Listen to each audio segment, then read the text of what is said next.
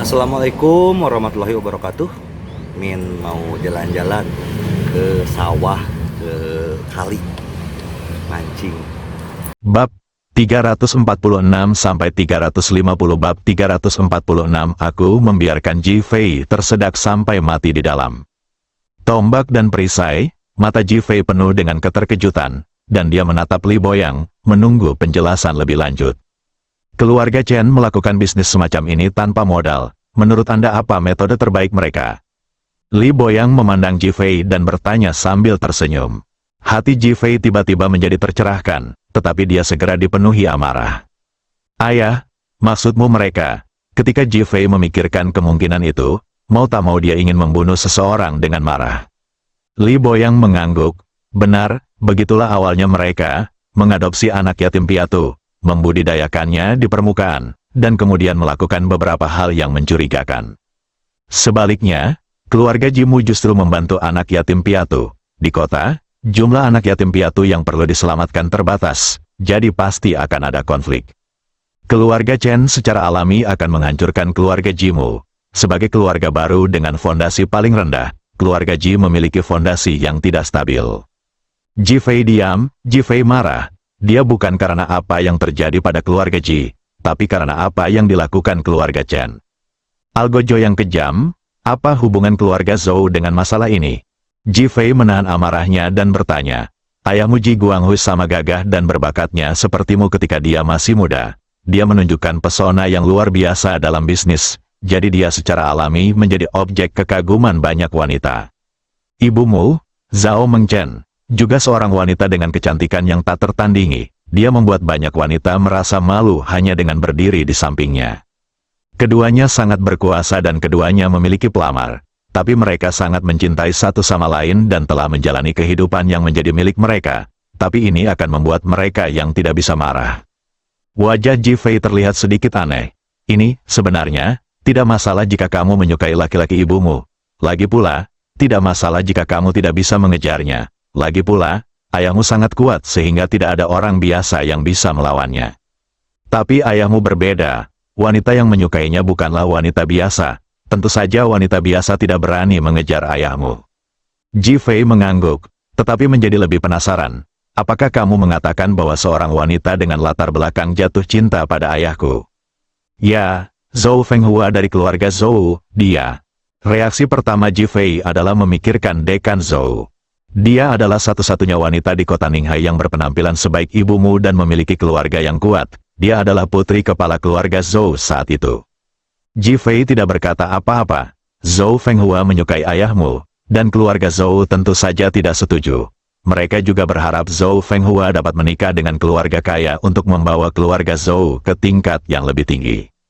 Tetapi Zhou Fenghua telah mengatakan bahwa dia tidak akan menikahi orang lain selain Ji Guanghui dalam hidup ini. Apakah dia akan mati atau Ji Guanghui yang akan mati? Ketika Li Boyang mengatakan ini, dia berhenti berbicara dan menatap Ji Fei. Mendesis, Ji Fei menarik napas, dan matanya sangat rumit. Cinta menimbulkan kebencian. Terlalu banyak hal seperti itu. Dia tidak menyangka ayahnya juga akan menderita karenanya. Keluarga Zhou secara alami akan memfokuskan semua kebencian mereka pada keluarga Ji. Dengan cara ini, di antara empat keluarga besar, keluarga Chen dan keluarga Zhou sama-sama ingin menelan keluarga Ji. Keluarga Chen kaya, dan keluarga Zhou keluarga itu kaya. Kekuatan, kedua belah pihak saling melengkapi, dan Anda akan tahu hasilnya. Wajah Ji Fei dipenuhi kepahitan dan dia tampak sedikit kesepian. Siapa direktur rumah kesejahteraan anak Zhou sekarang? Li Boyang menggelengkan kepalanya. Ketika Zhou Fenghua diusir dari rumah oleh keluarga Zhou, keluarga Ji Anda memintanya untuk mengelola rumah kesejahteraan anak-anak. Setelah itu, keluarga Ji menghilang. Begitu pula Zhou Fenghua. Kemudian, baik keluarga Chen dan keluarga Zhou menghilang secara misterius. Dan seorang wanita bernama Zhou dia datang ke lembaga kesejahteraan anak, dan dia menggantikan Zhou Fenghua untuk mengelolanya sampai sekarang. Ayah, menurutmu, keluarga Chen dan keluarga Zhou lah yang menghilang atas inisiatif mereka sendiri, kan? Li Boyang berpikir sejenak. Menurutku begitu. Bagaimanapun, keluarga Ji sudah terpuruk saat itu, dan orang tuamu terpaksa mati. Siapa yang bisa berdiri dan membalas dendam atas nama keluarga Jimu? Setelah Li Boyang selesai berbicara, dia memandang Ji Fei dengan ekspresi yang membuatmu memikirkannya. Ji Fei berpikir dengan hati-hati dan menyimpulkan bahwa dugaan ini benar. Pada saat itu, tidak ada seorang pun di keluarga Ji yang peduli padanya sama sekali. Inilah kebenarannya ketika orang-orang pergi dan teh menjadi dingin. Ketika pohon tumbang, hozen-hozen tersebut menyebar. Jika Anda benar-benar memiliki kemampuan untuk melindungi, mengapa membiarkan diri Anda dikalahkan? Liu Daguang tiba-tiba teringat. Orang ini masih mampu. Dia bisa bertahan selama bertahun-tahun. Ini adalah orang yang benar-benar memiliki keluarga Ji di dalam hatinya. Diam-diam bertekad untuk mempelajari lebih lanjut tentang Liu Daguang dan situasinya. Memikirkan pernyataan Liu Daguang bahwa keluarga Chen selalu ada, dia tidak bisa menahan diri untuk tidak bertanya, "Ayah, apakah sekarang ada orang kuat bernama Chen di Ninghai?" Li Boyang menggelengkan kepalanya, "Saya tidak tahu tentang ini. Dari sudut pandang bisnis, ini sudah hilang." Ji Fei berpikir keras. Beberapa menit kemudian, Li Boyang tiba-tiba mendengar sesuatu.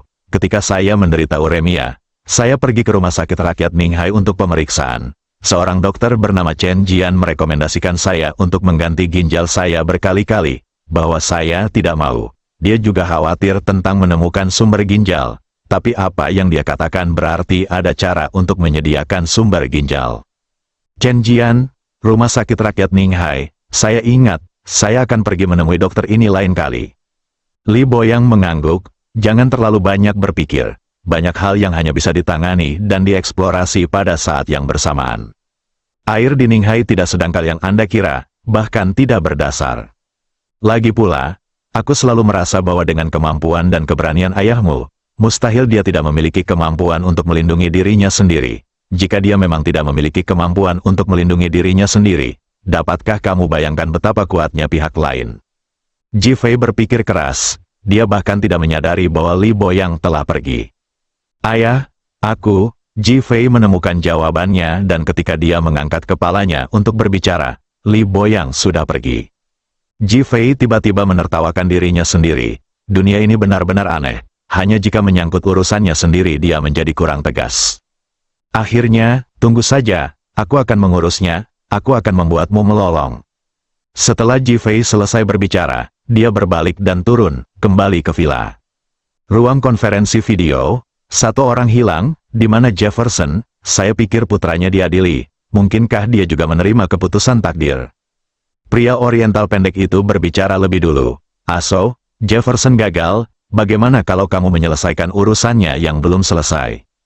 Pemimpin sekte wanita yang mengenakan topeng bertanya dengan nada menggoda. Ketika Aso mendengar perkataan pemimpin sekte perempuan itu, dia langsung duduk tegak. Dia tidak tahu apa maksud pemimpin sekte perempuan itu. Saya bahkan tidak tahu apakah itu benar atau salah. Beberapa orang lainnya terdiam. "Dor, Tuan, apakah Anda mengatakan yang sebenarnya?" Aso masih sedikit bersemangat di dalam hatinya. "Tentu saja, kalau tidak, apa yang akan saya lakukan dalam rapat hari ini?" Ada nada celaan dalam suara wanita penjaga pintu itu. "Aku akan mendengarkan pengaturan tuannya." Aso segera duduk tegak, menunjukkan bahwa dia siap diberangkatkan. "Ayo, Ninghai, keruhkan airnya, dan aku akan membiarkan Ji Fei tersedak sampai mati." "Ya," Aso langsung setuju. Bab 347 Keluarga Chen. Di Gunung Phoenix di Ninghai, di dalam villa yang tampak tua, lampunya terang dan interiornya indah, semewah istana. Pada saat ini, seorang lelaki tua dengan rambut beruban sedang duduk di kursi utama di aula. Orang tua itu mengenakan jas putih, memegang tongkat dengan kedua tangannya, dan matanya sedikit tertutup. Duduk di sebelahnya adalah dua pria parubaya dan dua wanita muda. Kedua pria parubaya, dengan ekspresi serius dan berpakaian bagus, duduk di sana dengan aura atasan yang kuat. Kedua remaja putri itu luar biasa cantik dan terlihat lebih mulia. Terutama wanita termuda yang memancarkan gaya yang berbeda dari mereka, memberikan perasaan lembut dan damai kepada orang-orang. Keempat orang itu menatap lelaki tua itu, tidak ada yang berani berbicara, bahkan tidak ada yang berani bernapas. Sangat tenang, setelah lebih dari 10 menit, pintu villa terbuka. Mata lelaki tua yang sedikit tertutup itu langsung terbuka dan melihat ke arah pintu, seolah-olah dua lampu sorot menyinari pintu itu. Seorang pria muda berusia 20-an masuk, Chen lah yang bertanggung jawab menangani orang-orang yang terluka di tempat parkir bawah tanah. Chen Peng, bagaimana situasinya? Tuan Chen bertanya langsung. Kakek, saya telah mengambil semua barang di sana, dan sekarang saya telah mengatur agar orang-orang meledakkannya dan membersihkannya sepenuhnya. Chen Peng berdiri tegak dan berbicara dengan cermat. Meskipun menurutnya dia telah melakukan pekerjaannya dengan baik, dia tetap bertindak dengan sangat serius, seolah-olah dia sedang menunggu teguran. Lagi pula, ada yang tidak beres, dan memang ada yang salah. Dua pria dan dua wanita di ruangan itu memandang pria tua itu secara bersamaan, dengan pertanyaan di mata mereka. Setelah 1 menit penuh, Tuan Chen mengangguk. Chen Peng melakukan pekerjaan dengan baik. Terima kasih kakek atas pujiannya. Wajah Chen Peng menunjukkan kegembiraan. Pria parubaya yang lebih tua di sebelahnya juga menunjukkan kegembiraan di wajahnya. Meskipun 3 orang lainnya tidak menunjukkan ekspresi aneh, mereka jelas puas dengan cara penanganan masalah tersebut. Ayah, apakah ini sebabnya kamu memanggil kami kembali? Pria parubaya lainnya, Chen Zongjin, bertanya. Tuan Chen mengangguk. Itu dia. Chen Zongjin memandang Chen Zongguan dan bertanya. Dua wanita lainnya, Chen Xin dan Chen Ya, sama-sama bingung. Sekarang ada seorang pemuda bernama Ji Fei keluar dari Ninghai. Apakah kamu tidak memperhatikan?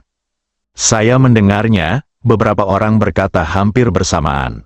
Apakah ada yang berbeda pada dia? Chen Peng bertanya dengan ragu. Nama belakangnya adalah Ji, jadi apa? Apakah ini ada hubungannya dengan keluarga Ji yang ditinggalkan? Chen Peng jelas tidak mempercayainya. Apakah itu relevan atau tidak? Itu masalah lain, tapi kebangkitan orang ini di Ninghai terlalu cepat. Bukankah saudara Bao pernah dihapuskan olehnya sebelumnya? Dia memutus sumber pasokan untuk kami. Kali ini, Zanmeng dihapuskan lagi, dan sumber pasokan lain terputus untuk kami. Saat ini, rumah kesejahteraan anak awalnya memiliki sumber pasokannya, tapi juga terputus karena dia. Orang ini muncul entah dari mana. Meski targetnya bukan kita, dia telah menempatkan kita pada posisi pasif. Ketika Chen Lao selesai berbicara, Chen Zongguan dan yang lainnya terkejut. Hanya Chen Ya yang memiliki kegembiraan di matanya, bahkan kegembiraan karena bersyukur kepada Tuhan. Chen Peng mengerutkan kening dan mengepalkan tangannya. Kakek, apakah maksudmu orang yang bergegas ke tempat parkir yang ditinggalkan hari ini adalah Ji Fei? Tuan Chen mengangguk, seseorang telah memberitahuku. Siapa yang mengatakan itu? Apakah kamu yakin? Chen Peng bertanya. Kamu masih muda, dan masih banyak hal di keluarga Chen yang tidak bisa kami beritahu, apalagi tangani, jadi jangan tanya. Mata Chen Peng berkilat kecewa, tetapi ketika dia memikirkan Ji Fei, wajahnya menjadi lebih marah, dan ada rasa dingin di sudut mulutnya. Ayah, apa yang harus kita lakukan? Chen Zongguan berbicara lebih dulu. Itulah sebabnya aku memintamu untuk datang. Beberapa orang duduk tegak pada saat bersamaan. Zongguan, sekarang pergilah ke kota Ningjiang untuk terus mengembangkan amal dan membuka jalan baru. Chen Zongguan segera mengangguk. Zongjin, Anda masih mengembangkan industri farmasi di Ningjiang, membangun citra pengusaha swasta, dan terus memperkuat kemasan Anda sendiri. Apakah Anda mengerti? Dipahami, Chen Xin, misimu adalah menutup sementara semua bisnis kami di Ninghai. Chen Xin tercengang. Ayah, jika itu terjadi, bukankah kita akan kehilangan cara untuk menghasilkan uang? Chen Xin jelas sedikit tertekan. Jangan khawatir tentang waktu dan tempat. Seseorang sudah akan menangani Ji Fei ini. Keluarga Chen kita tidak perlu menunjukkan wajahnya. Apalagi jika dia adalah sisa dari keluarga Ju yang melarikan diri. Begitu kita konflik, konsekuensinya akan menjadi bencana. Chen Xin mengangguk dengan enggan. Saya akan mendengarkan pengaturan ayah saya.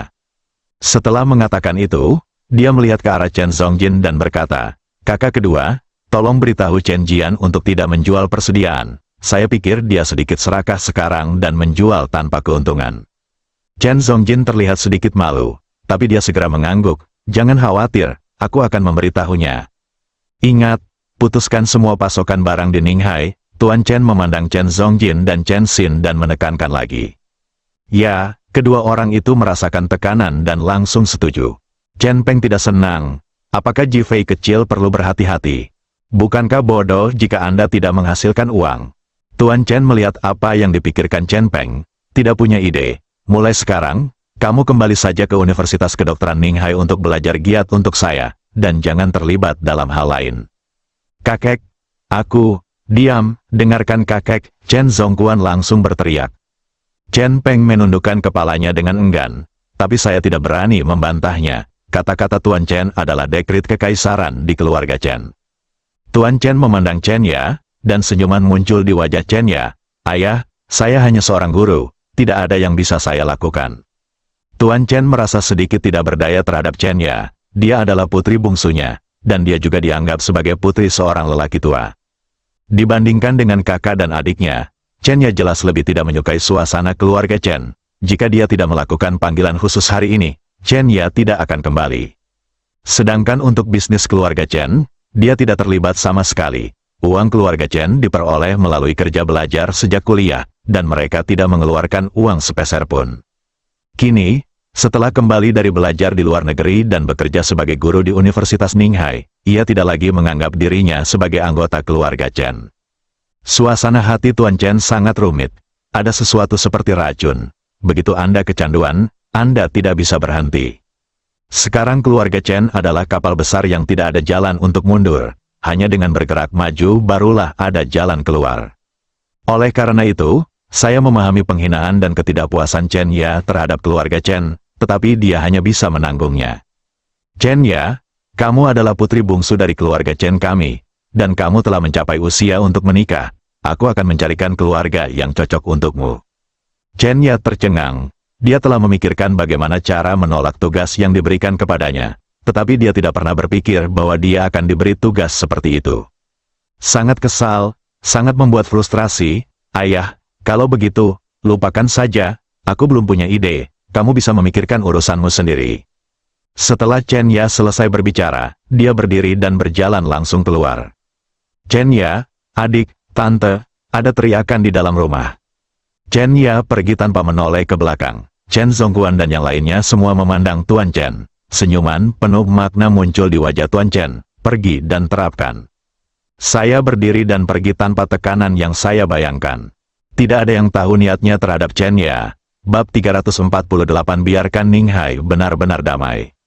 Keesokan harinya, Hu Suiyao tinggal di villa untuk memulihkan diri.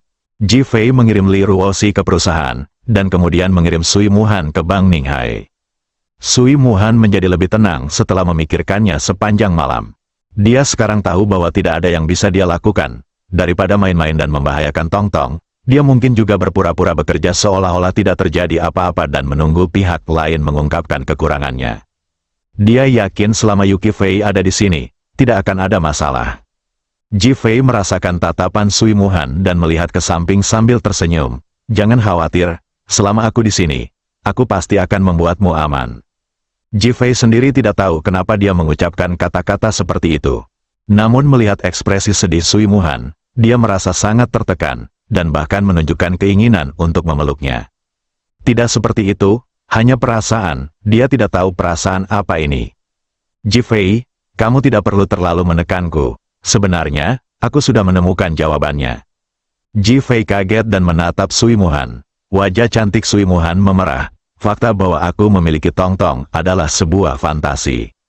Ji Fei terkejut lagi dan matanya membelalak. Sui Muhan menggigit bibirnya beberapa kali, dan akhirnya mengumpulkan keberanian untuk menatap Ji Fei. Aku masih tidak tahu bagaimana aku bisa mendapatkan cahaya itu. Cengir, menangis, Ji Fei tidak tahu bagaimana menghiburnya lagi. Dia tidak menyangka Sui Muhan akan mengatakan hal seperti itu. Ji Fei, aku tahu kamu bukan lagi orang biasa, jadi ku beritahu, kamu juga bantu aku menemukan jawabannya. Sui Muhan melanjutkan. Jika kamu percaya padaku, katakan saja, saya sedang tidur di rumah. Ketika saya bangun keesokan harinya, saya menemukan spray berwarna merah dan saya merasa aneh. Namun, pintu dan jendela rumah saya tertutup, dan rumah saya tidak dapat diakses oleh orang biasa. Kamu mengerti? Ketika Sui Muhan mengatakan ini, dia tidak dapat berbicara lagi. Kepala Ji Fei berdengung. Apakah ada hal seperti itu di dunia? Apa-apaan? Memikirkan kemampuan kenabian Tong Tong, Ji Fei tiba-tiba merasa sedikit bingung.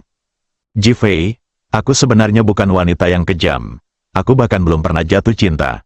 Saat kamu menyelamatkanku terakhir kali, kamu adalah pria pertama yang menyentuh tanganku. Ji Fei terkejut lagi dan secara naluriah mengangguk. Aku percaya padamu. Aku mengatakan ini kepadamu hanya karena aku berharap kamu dapat membantuku menemukan jawabannya, terutama karena Tong Tong mempunyai kemampuan untuk memprediksi sesuatu. Bukankah menurutmu itu luar biasa? Ji Fei merasa kepalanya semakin membesar. Karena kasusnya seperti ini, Tong Tong bisa dipastikan akan baik-baik saja, hanya saja dia perlu menanggung beberapa bencana. Sui Muhan mengangguk, menurutku juga begitu. Kamu berangkat kerja, aku sudah menyiapkan pemantauan di ponselmu. Jika ada yang menelepon, aku akan menangkapnya. Sui Muhan tersipu, membuka pintu mobil dan keluar tanpa berkata apa-apa.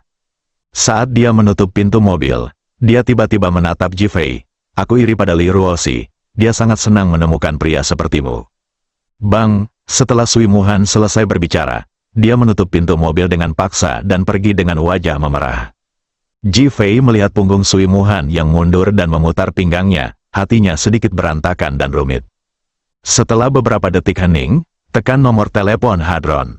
Saya ingin tahu tentang Sui Muhan. Qiangxi terdiam. Apakah kamu tidak mendengarku? Suara Ji Fei penuh dengan ketidakpedulian. Saudaraku, bukannya aku tidak memberitahumu, tapi orang itu yang tidak mengizinkanku memberitahumu. Orang itu, ya, dia bilang kamu akan tahu kapan kamu seharusnya tahu. Apakah kamu punya masalah? Qiangxi bertanya dengan prihatin. Tong Tong diculik. Qiangxi tertegun sejenak, lalu segera tenang. Orang itu memberitahuku beberapa patah kata tentang Sui Muhan, dan memintaku untuk memberitahumu. Katakan, suara Ji Fei dingin. Qiangxi hanya bisa gemetar. Biarkan masalah antara Sui Muhan, ibu dan anak, dan kamu berjalan dengan sendirinya. Biarkan alam mengambil jalannya. Kanan, Ji Fei sedikit terdiam. Bagaimana dengan kalimat kedua? Burung Phoenix terbang ke atas Gunung Phoenix, dan pil merah di Taohuawu berwarna merah. Omong kosong apa? Kata Ji Fei langsung dan dingin. Qiangxi tidak berdaya. Saudaraku, kamu tidak tahu. Menurutmu apakah aku bisa tahu? Oke, aku akan mencari tahu sendiri. Patah. Ji Fei langsung menutup telepon. Dia tidak langsung pergi, tapi berpikir dalam-dalam. Biarkan saja, ini mudah dimengerti. Burung Phoenix terbang ke atas Gunung Phoenix, dan pil merah di Taohuawu berwarna merah. Apa artinya? Setelah berpikir lama, saya tidak tahu apa-apa. Saya pergi ke perusahaan keamanan Bameng. Yao Guangbiao menyelesaikan pekerjaannya sangat larut kemarin dan sangat bahagia. Dia merayakannya bersama saudara-saudaranya dan merayakannya dengan wanita di tempat tidur. Ketika Ji Fei tiba, dia segera mengenakan pakaiannya dan berlari ke bawah. Kakak Ji, aku minum terlalu banyak kemarin. Yao Guangbiao tampak menyesal. Zhang San dan yang lainnya juga minum terlalu banyak dan baru saja bangun. Ji Fei menatap semua orang dengan wajah dingin. Pertama kali, aku memaafkanmu. Lain kali, siapapun yang melakukan ini akan keluar dari sini. Ya, semua orang menghela nafas lega. Jika kamu tidak bekerja keras di saat-saat biasa, kamu akan kehilangan nyawamu di saat-saat kritis. Aku, Ji Fei, tidak menginginkan saudara yang tidak bertanggung jawab atas dirinya sendiri. Wajah Zhang San dan yang lainnya memerah. Maaf, saudara Ji. Mereka semua menundukkan kepala. Yao Guangbiao tetap di sini, dan semua orang keluar. Zhang San dan yang lainnya berlari keluar dengan cepat. Yao Guangbiao berdiri di depan Ji Fei dengan hormat. Saudara Ji, ada apa? Tolong bantu saya memeriksa dua orang dengan nama belakang. Dua yang mana? Yao Guangbiao menghela napas lega. Nama belakangnya Zhou dan nama belakangnya Chen. Yao Guangbiao terkejut. Mereka adalah Zhou dan Chen di antara 4 keluarga besar di Ninghai saat itu. Yao Guangbiao langsung mengerti. Memikirkan nama keluarga Ji Fei. Ji, sebuah pemikiran muncul di benaknya. Tidak terlalu merepotkan. Nama keluarga Chen terutama untuk orang yang berhubungan dengan kedokteran. Nama keluarga Zhou terutama untuk orang yang berlatih seni bela diri. Yao Guangbiao semakin yakin. Saudara Ji, jangan khawatir. Saya akan membantu saudara Ji menemukannya meskipun saya menggali lebih dalam. Masalah ini mungkin sedikit merepotkan. Lakukan yang terbaik. Yao Guangbiao tergerak hatinya. Terima kasih, saudara Ji. Ji Fei menjelaskan beberapa kata lagi dan pergi. Ji Fei kemudian dilarikan ke rumah sakit Pok Ao. Feng Huang dan Qi Yuan sudah menunggu di kantor. Raja Naga, kita tidak bisa ditipu seperti ini. Qi Yuan yang pertama berbicara, tapi dia masih menyalahkan dirinya sendiri. Menurut latihan mereka, Situasi ini diselesaikan dengan satu serangan. Sekarang dia merasa Raja Naga tidak sebaik sebelumnya. Ji Fei memandang Phoenix. Apakah menurutmu juga begitu? Phoenix segera mengangguk. Ya, kita tidak perlu repot dengan masalah ini dan orang-orang ini. Menurutku masalah itu bisa diselesaikan dengan mudah. Ji Fei memandang kedua orang itu dan tiba-tiba tersenyum. Kamu baik sekali. Kedua orang itu memandang Ji Fei dengan bingung. Ji Fei menghela nafas. Aku juga tahu itu. Tapi dulu kami baru saja pergi setelah menyelesaikan misi, dan tidak perlu mengurus masalah selanjutnya. Sekarang berbeda. Raja Naga, kamu belum berubah sepenuhnya karena kakak iparmu, kan? Qi Yuan memikirkan tentang Ji Fei yang mengatakan bahwa itu bagus. Mungkinkah karena itu mudah? Ji Fei menggelengkan kepalanya. Aku sebenarnya sedang bermain catur besar-besaran. Aku akan mengacaukan Ninghai sepenuhnya, dan kemudian membuat Ninghai benar-benar damai. Bab 349 ini adalah kesukaanku. Kalian berdua tidak perlu terlalu banyak berpikir. Sekarang aku akan memberimu tugas. Kedua orang itu tiba-tiba berdiri tegak. Phoenix, pergi dan pikirkan beberapa kata untukku. Phoenix tercengang. Apa yang kamu bicarakan? Burung Phoenix terbang ke atas gunung Phoenix, dan pil merah di Tao Huau berwarna merah. Phoenix, dia memandang Ji Fei tanpa daya. Dia bukan wanita intelektual. Saya benar-benar ingin memberitahu Ji Fei bahwa Anda harus bertanya kepada istri Anda tentang hal ini. Namun, dia harus menyelesaikan tugas yang diberikan oleh Ji Fei. Oke, saya akan mencoba yang terbaik. Sudut mulut Ji Fei terangkat. Dia sebenarnya tidak meminta Phoenix melakukannya. Dia hanya ingin mengalihkan perhatiannya. Hal lainnya adalah Phoenix ada di dalam untuk melihat apakah itu akan mudah diselesaikan. Qi Yuan, salah satu pasien yang dikirim dari rumah sakit Boai kemarin bernama Liu Daguang. Anda mencoba membuatnya sakit parah dan kemudian mendorongnya ke ruang gawat darurat. Meskipun Qi Yuan bingung, dia segera mengangguk, saya akan segera melakukannya. Setelah mengatakan itu, dia berbalik dan keluar. Raja Naga, saat aku melihat Dekan Zhou sekarang, aku ingin naik dan menamparnya. Suara marah Phoenix terdengar, aku tahu, tahukah kamu bahwa tergesa-gesa menghasilkan sampah? Saya pikir Anda memiliki istri dan keluarga, dan Anda telah berubah. Anda bukan lagi Raja Naga seperti sebelumnya. Phoenix berkata dengan sedikit kesal, kalau kamu bilang aku tidak, maka aku juga tidak. Itu bagus. Ji Fei berkata sambil berjalan keluar, apa maksudmu? Kamu masih Phoenix seperti dulu. Ada celah di antara kita. Kamu tidak bisa lagi meremehkanku. Ji Fei sudah membuka pintu dan pergi. Kepala Phoenix berdengung. Lalu dia menghentakkan kakinya dengan keras, menindas orang. Ruang gawat darurat, Liu Daguang merasa napasnya sangat cepat sekarang, tapi sekarang dia sudah tenang. Melihat sekeliling, hanya ada dua dokter. Ji Fei melepas topengnya. Liu Daguang melihat itu adalah Ji Fei dan berkata, itu kamu. Ji Fei mengangguk, jangan khawatir, kamu baik-baik saja. Liu Daguang mengangguk, ketujuh kecil, keluarlah dan jaga di pintu. Tidak ada yang diizinkan masuk. Qi Yuan mengangguk dan keluar. Liu Daguang duduk dengan dukungan. Tanyakan saja apapun yang ingin Anda tanyakan. Saya akan memberitahu Anda jika saya tahu. Apakah keluarga Chen dan keluarga Zhou bergabung untuk menyakiti keluarga Ji?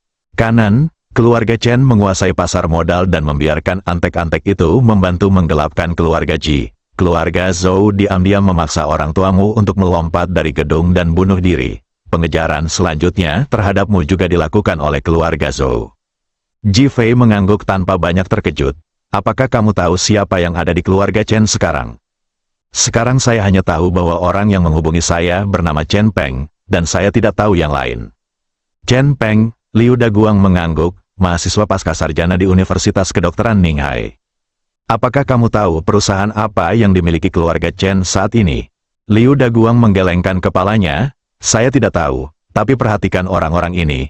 Mereka semua adalah anggota keluarga Chen di masa lalu, tapi sekarang tidak ada kabar.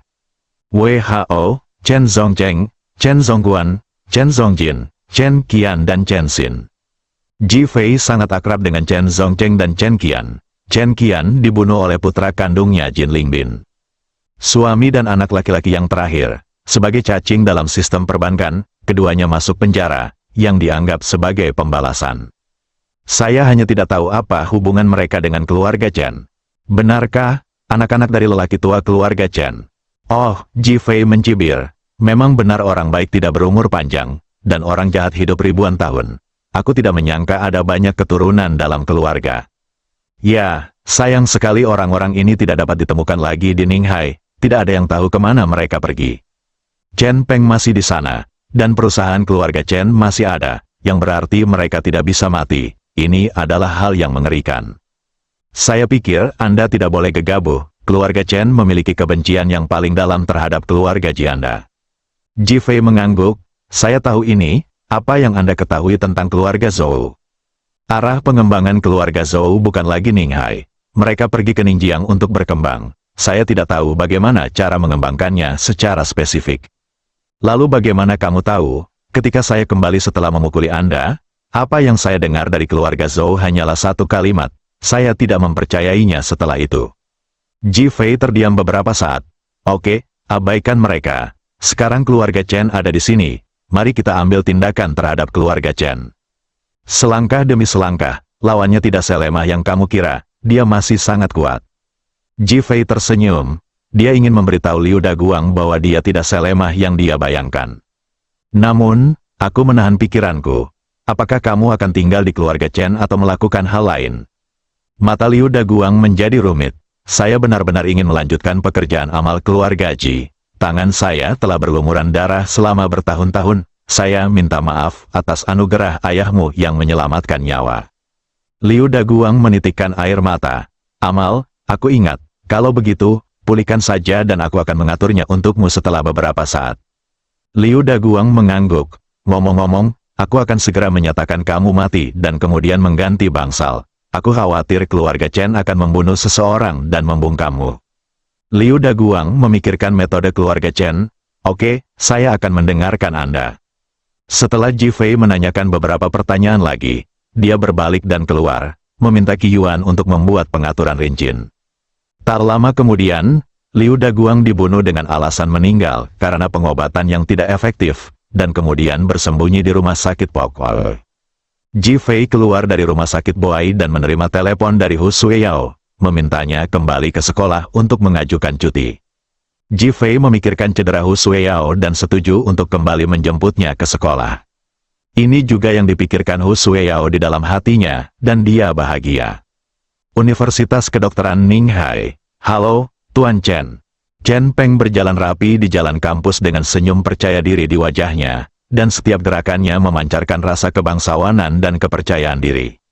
Siswa perempuan yang tak terhitung jumlahnya bahkan berseru padanya, dan bahkan berinisiatif untuk mengedipkan mata padanya. Chen Peng mengabaikan semua ini. Seseorang yang berjalan di jalan kampus tanpa mobil mewah sama sekali tidak menurunkan statusnya, justru membuatnya terlihat lebih dewasa dan menawan. Selama periode ini, siswi terus datang untuk memberinya bunga atau mengundangnya makan malam dan nonton film. Dia selalu menanggapi semua orang dengan sopan sambil tersenyum. Dia telah menjadi pemandangan yang indah, merayu. Tiba-tiba terdengar suara gemuruh mesin dari belakang.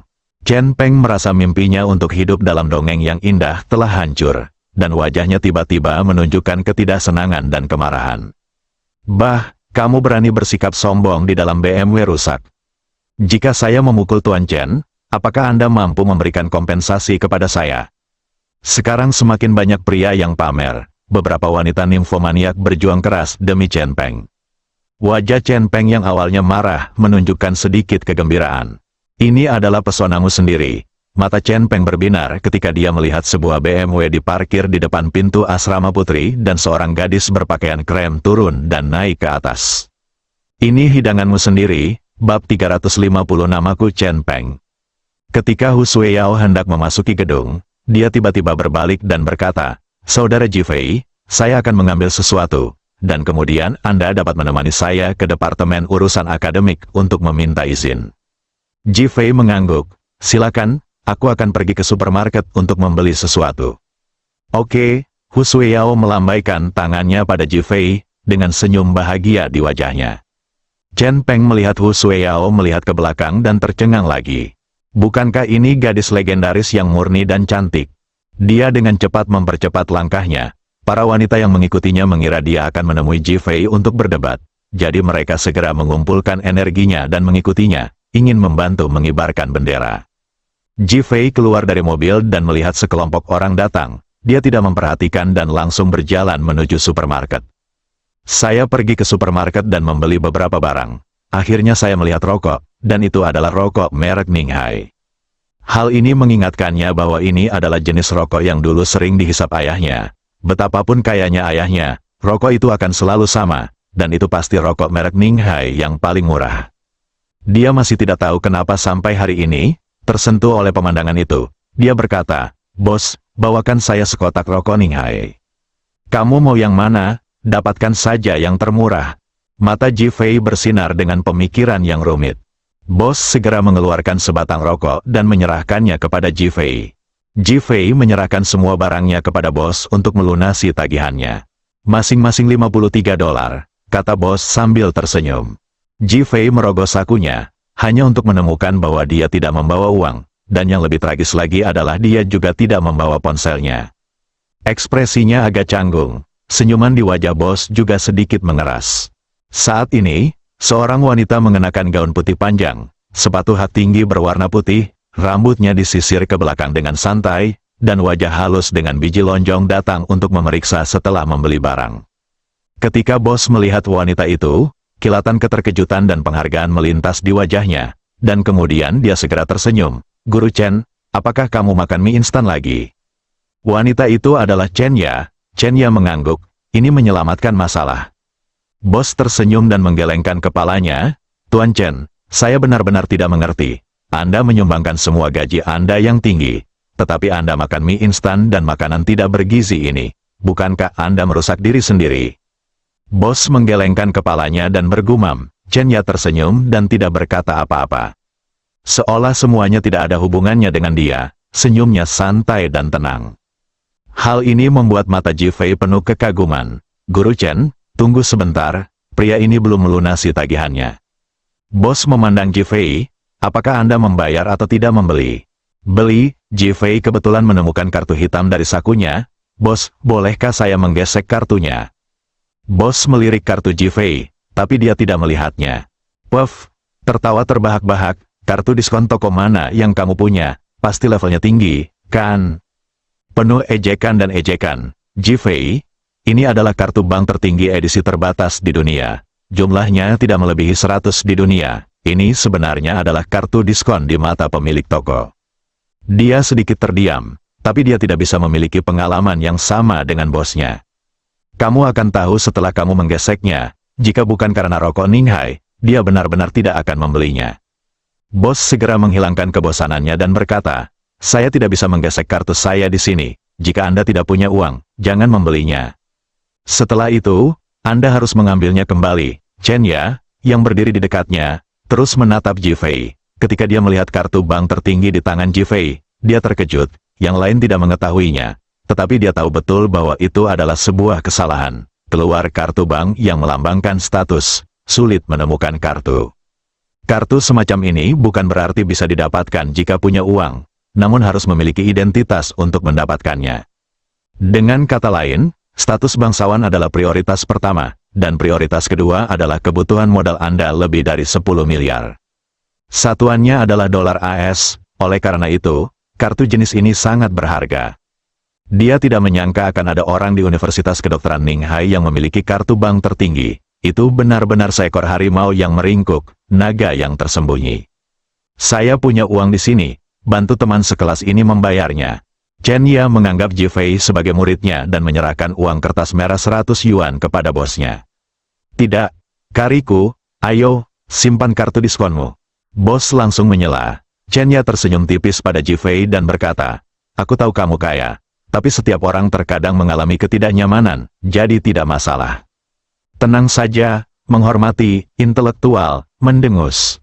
Kamu sangat beruntung. Ketika kamu bertemu Guru Chen Ya, kamu tidak tahu, siapa di seluruh Universitas Kedokteran Ninghai yang tidak tahu bahwa Guru Chen menyumbangkan 4/5 dari gajinya. Dia hanya menyimpan biaya hidup, dan kamu memberi jauh lebih sedikit." Kata bos sambil mencari uang. Ji Fei baru saja mendengar bosnya mengatakan bahwa Chen Ya menyumbangkan uang, tetapi dia tidak terlalu memperhatikannya. Sekarang dia mendengarnya, dia terkejut. "Saya tidak tahu berapa banyak gadis pemuja uang yang memikirkan cara untuk menghasilkan uang, dan mereka bahkan tidak segan-segan bekerja sebagai simpanan untuk pria lain, atau bahkan meminta dukungan. Memang tidak mudah bagi guru yang satu ini untuk bisa melakukan hal tersebut. Kemudian dia melihat Chen Ya mengenakan pakaian bermerek biasa di jalan, seperti yang dia kenakan saat dia bertemu Li Ruoxi tadi. Itu semua tergantung pada kecantikan pribadi untuk menonjolkan temperamen Anda. Terima kasih, aku akan mengembalikannya padamu saat aku kembali ke mobil sebentar lagi. Chen Ya tersenyum manis dan berkata, sama-sama, saya yakin jika Anda menemui orang lain dengan kesulitan seperti ini, Anda tetap akan membantu. Ji Fei sekali lagi dikejutkan oleh kecerdasan Chen Ya. Dia mengangguk dan tersenyum, mengambil barang-barangnya dan pergi. Bos melihat ke belakang Ji Fei, dengan sedikit kemarahan di matanya. Orang seperti ini, memang benar, dia benar-benar membeli barang dengan kartu diskon, dia tidak malu. Chen Ya tidak berbicara, dia melihat punggung Ji Fei dan tiba-tiba merasakan jantungnya berdebar kencang. Bersikaplah terbuka, kepercayaan diri, ada rasa aman di matanya yang membuat wanita terpesona. Dia sepertinya telah menemukan sesuatu dalam diri Ji Fei yang dia cari. Dia segera menggelengkan kepalanya, menekan emosinya, membayar dan keluar. Sekarang, di depan pintu asrama putri, Hu Sueyao baru saja turun dengan membawa barang-barangnya ketika dia melihat sekelompok wanita mengelilingi pintu dan mobil Ji Fei berdiri di tengah pintu, menatapnya sambil tersenyum wajahnya dan rasa percaya diri yang kuat. Jantung Hu Sueyao berdetak kencang, mungkinkah dia adalah orang idiot lain yang menderita nimfomania? Berpura-pura tidak melihatnya, dia langsung berjalan menuju mobil. Halo, namaku Chen Peng, bolehkah aku bertemu denganmu? Chen Peng memandang Hu Sueyao dengan senyuman anggun dan ekspresi alami, seperti kakak laki-laki tetangga. Hu Sueyao tertegun sejenak, lalu langsung menjawab sambil tersenyum, maaf, saya tidak bisa. Senyuman di wajah Chen Peng langsung membeku. Awalnya, menurut pendapatnya, selama dia mengucapkan sepatah kata pun, Hu Sueyao akan dengan senang hati datang untuk menyapa, dan dia akan terkejut dan terkejut. Anda tahu, di antara wanita-wanita di belakangnya, dia bisa menarik salah satu dari mereka ke tempat tidur. Alhasil, Hu Sueyao ini justru langsung menolaknya. Kemarahan muncul di matanya, tapi dia segera menutupinya. Namaku Chen Peng, ucapkan namamu lagi. Bersambung.